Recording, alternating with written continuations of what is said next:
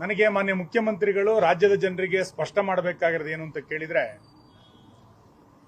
ಹೊಸ ಉದ್ಯೋಗಾವಕಾಶಕ್ಕೋಸ್ಕರ 50,000 ಜನರಿಗೆ ನಾವು ಕೊಡ್ತೇವೆ ಅಂತೇಳಿ ಹಿಂದಿನ ಬಜೆಟಿನ ಸಂಗತಿಯನ್ನೇ ಉಲ್ಲೇಖ ಮಾಡಿ ಆ ನೇಮಕಾತಿಯ ಪ್ರಕ್ರಿಯೆಗೆ ಶೀಘ್ರ ಚಾಲನೆಯನ್ನು ಕೊಡ್ತೀವಿ ಎನ್ನುವಂತ ಮಾತನ್ನು ಅವರು ಉಲ್ಲೇಖ ಮಾಡಿದ್ದಾರೆ. ಈ ರೀತಿ ಹೊಸ ನೇಮಕಾತಿಯನ್ನ ಮಾಡಬೇಕಾದ್ರೆ ಎಷ್ಟು ಹಣ ಬರಬೇಕಾಗತ್ತೆ? ಸರಿಸುಮಾರು 30,000-40,000 ಕೋಟಿ ರೂಪಾಯಿ ಅದಕ್ಕೋಸ್ಕರ ಬೇಕಾಗಬಹುದು. ಇನ್ನು ಯುವಕರನ್ನ ಕ್ರಿಯಾಶೀಲರನ್ನಾಗಿ ಮಾಡಲಿಕ್ಕೋಸ್ಕರ ಭಾರತ್ ಜೋಡೋ ಅನ್ನುವಂತ ಒಂದು ಹೊಸ ಯೋಜನೆಯನ್ನ ಅವರು ಘೋಷಣೆ ಮಾಡಿದ್ದಾರೆ. ತಲಾ 10 ಲಕ್ಷ ರೂಪಾಯಿ ಕೊಡ್ತೀವಿ ಎನ್ನುವಂತ ಮಾತನ್ನು ಕೂಡ ಅವರು ಉಲ್ಲೇಖ ಮಾಡಿದ್ದಾರೆ. ಇದಕ್ಕೆ ಸಾಮಾನ್ಯ ರೂಪದಲ್ಲಿ ಸುಮಾರು 10,000 ಕೋಟಿ ರೂಪಾಯಿ ಈ ಕಾರ್ಯಕ್ರಮಕ್ಕೆ ಬೇಕಾಗಬಹುದು. ಇನ್ನು ವಿದ್ಯಾರ್ಥಿಗಳ ಬಸ್ ಪಾಸ್ ಅನ್ನು ಅವರು ಘೋಷಣೆ ಮಾಡಿದ್ದಾರೆ. ಆ ಬಸ್ ಪಾಸ್ಗೆ ಹತ್ತತ್ರ 250-300 ಕೋಟಿ ರೂಪಾಯಿ ಹಣ ಬೇಕಾಗಬಹುದು.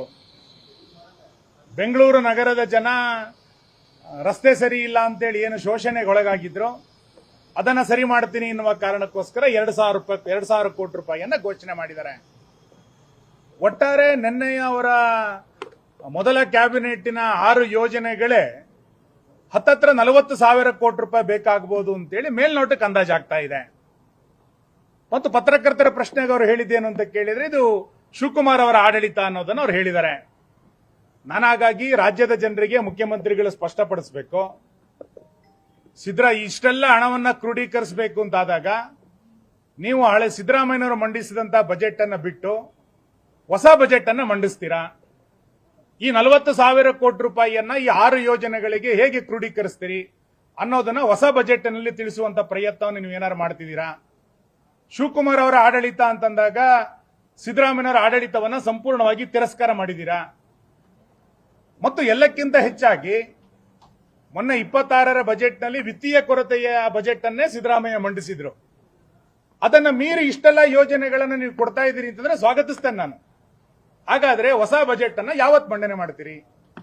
ಈ ಎಲ್ಲ ಯೋಜನೆಗಳಿಗೆ ಯಾವ ರೂಪದಲ್ಲಿ ಕ್ರೋಢೀಕರಣವನ್ನ ಮಾಡ್ತೀರಿ? ಹೊಸ ತೆರಿಗೆಗಳನ್ನ ಯಾವಾಗ ಜನರಿಗೆ ಹೇಳ್ತೀರಿ ಅನ್ನೋದನ್ನ ಸ್ಪಷ್ಟ ಮಾಡಬೇಕು. ಈ ಯೋಜನೆಗಳೆಲ್ಲೂ ಕೂಡ ಹಳೆಯ ಬಜೆಟ್ ನಲ್ಲಿ ಹಣಕಾಸಿನ ಹೊಂದಾಣಿಕೆಗಳು ಇರಲಿಲ್ಲ ಮತ್ತು ಮಾಡ್ಲಿಕ್ಕಾಗಲ್ಲ. ಈಗಾಗಲೇ ವಿತ್ತೀಯ ಕೊರತೆಯನ್ನ, ರಾಜಸ್ವ ಕೊರತೆಯನ್ನ ಕಳೆದ ಬಜೆಟ್ ನಲ್ಲಿ ನಾವು ನೋಡಿದೀವಿ.